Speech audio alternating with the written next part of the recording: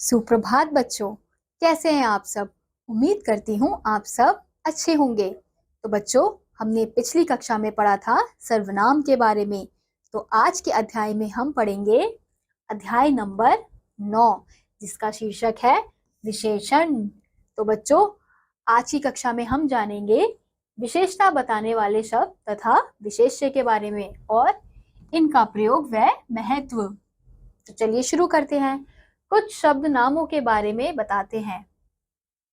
वे उनके रंग, आकार, स्वाद, मात्रा आदि के बारे में कोई विशेष बात बताते हैं। यानी कि जो शब्द हैं वो किसी नामों के बारे में कुछ ना कुछ विशेषता बताते हैं। यानी कि उनके रंग हो गए, उनका आकार हो गया, उनका स्वाद, उनकी मात्रा यानी कि क्वांटिटी, उनके बारे में बताते हैं।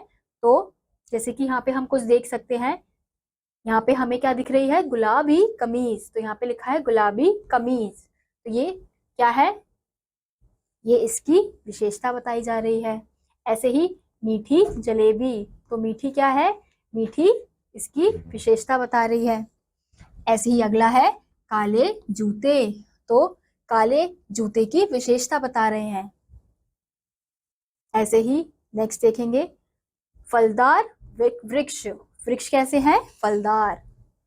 ठंडा शरबत। शरबत कैसा है? ठंडा है। ऐसे ही विशाल हाथी। हाथी कैसा है? विशाल यानी कि बड़ा है।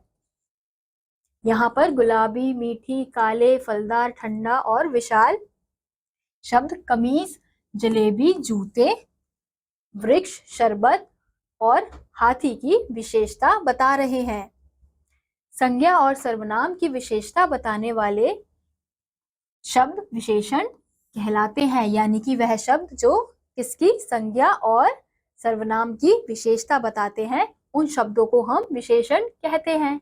जिन शब्दों की विशेषता बताई जाती है उन्हें विशेष्य कहते हैं। यानी कि जिन शब्दों की विशेषता बताई जा रही है, जैसे यहाँ पे हमने देखा कमीज, गुलाबी कमीज। तो कमीज की विशेषता बताई जा रही है, तो कमीज शब्द क्या होगा? विशेष्य का शब्द होगा और गुलाबी विशेषण का शब्द होगा। ऐसे ही मीठी जलेबी।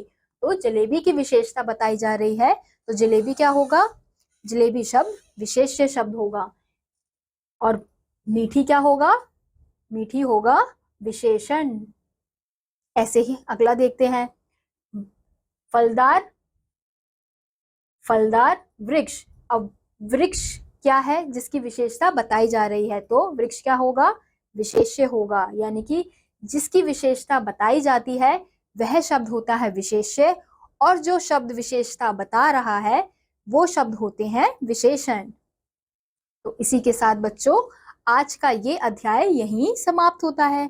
उम्मीद करती हूँ आपको ये अध्याय समझ आया होगा। मैं आपसे मिलूंगी अगली वीडियो में। तब तक के लिए नमस्कार।